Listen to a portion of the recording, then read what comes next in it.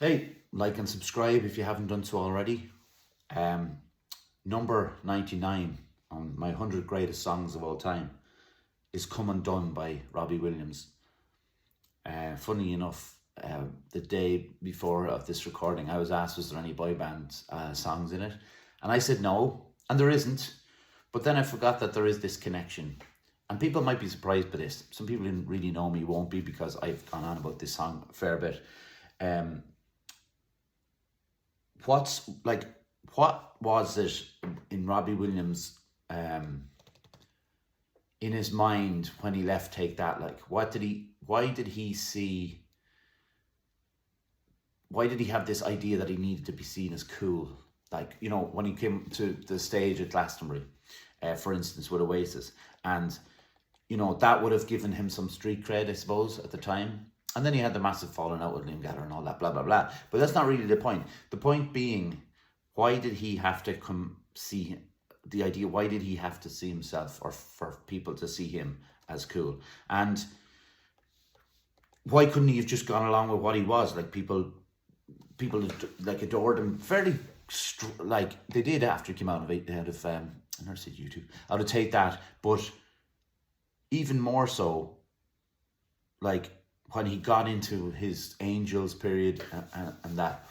And my history with Robbie Williams is I got a free ticket to see him at Slane, and I didn't really have much of an appeal, or he didn't have much of an appeal for me. But I went because we had free accommodation. We stayed in this big shed with loads of chickens' eggs, and we went to see Robbie Williams. And again, I came away with a couple of songs that I really liked, and I came away with the fact that I realised that, Jesus, that man can put on a show. And that was, that's what I took away from it. It wasn't like anything memorable. And now you have to remember that this was before Come Undone now, the song. And Come Undone, going into it, is written by Robbie Williams, Boots Ostad, Ashley Hamilton, and Daniel Pierre. And I'm always very skeptical when there's like a number of songwriters. Not so much when you're talking about a band, but like, a solo artist and then a number of songwriters. And you can see it now. Sometimes there's like 15 songwriters on a song. It was released from his album Escapology in March 2003. It peaked at number 4 in the UK charts, and blah, blah, blah. There's something in the lyrics that could probably sway towards the idea of Robbie Williams writing them, because it's the so unimpressed but so in awe. It's the kind of the counterbalance of what he felt fame was going like for him, because he had peaked. He had done everything, I suppose, at this stage, and he had done probably too much of certain things. And he talks about it in the song, about cocaine and selling razor blades and mirrors in the street, and this idea of like debauchery. And like the video goes back to that as well, as the idea that he's just like, what looks like grey crack is to him his portrayal of what is miserable in his life. And his story since he went to rehab and all that stuff. And that's something that, like, for someone with the stature of Robbie Williams, is very hard to keep quiet and not be in the press about and things like that. But he kind of challenged it with this song. And the thing that kind of drew me to the song initially was the melody of it, like because it's like the kind of static in the top line, and then it descends.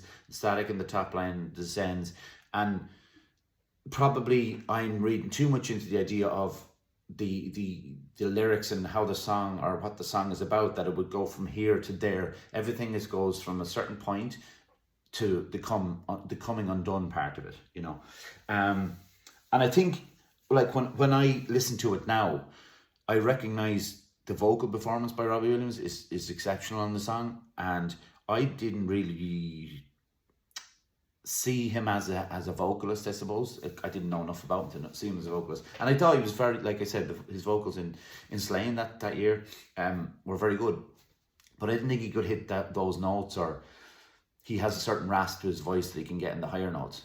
The addition of the backing vocals in the background, just the come on down while he's singing over it, is amazing. And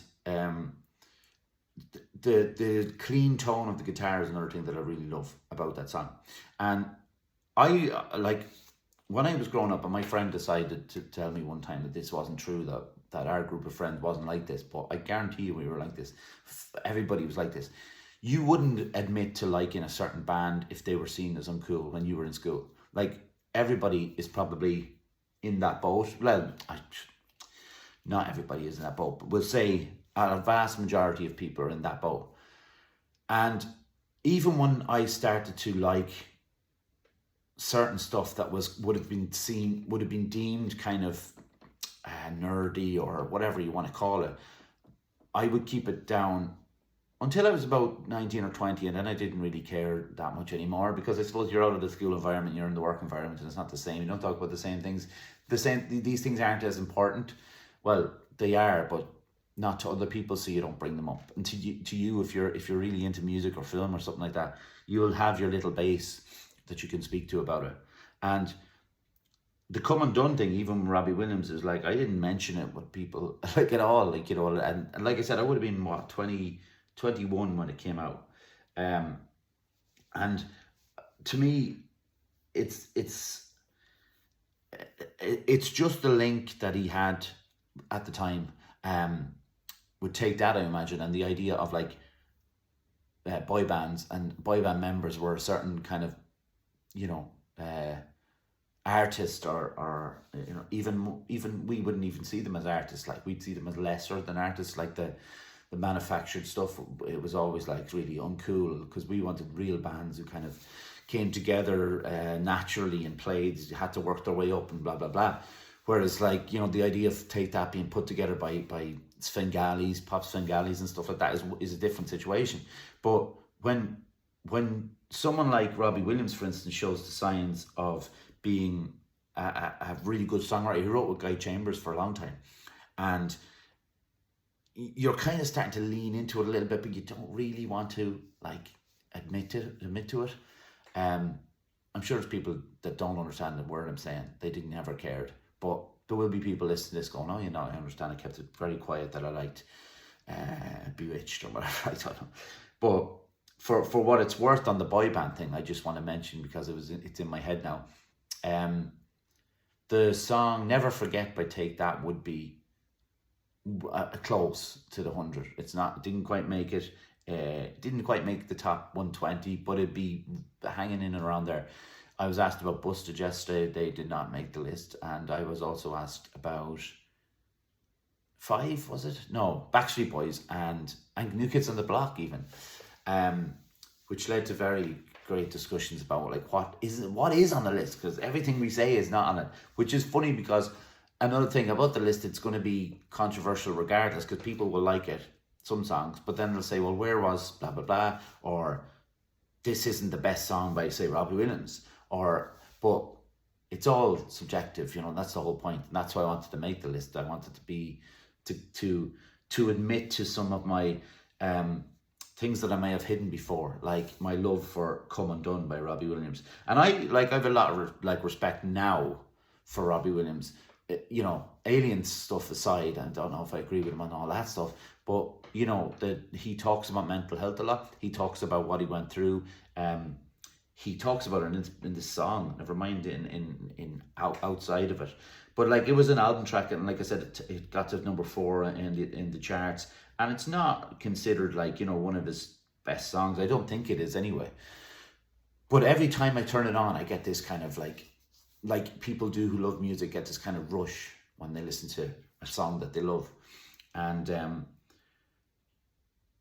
there's a bit where he kind of ad-libs a little bit at the end with the yeahs and stuff, and it's really powerful, because it feels like a natural kind of release for him, as if, you know, this song was going to be the catalyst for the change, and maybe it wasn't, and maybe it was. I don't know his whole career, but there's something amazing about a songwriter coming out and being straight up honest about what he's been through and what he's going through and stuff like that. And like, artists have done that throughout the ages, but maybe not to the honesty that Robbie Williams shows in this song. So if you don't know it, I'm sure you do, but like, go and listen to it because it's a cracker.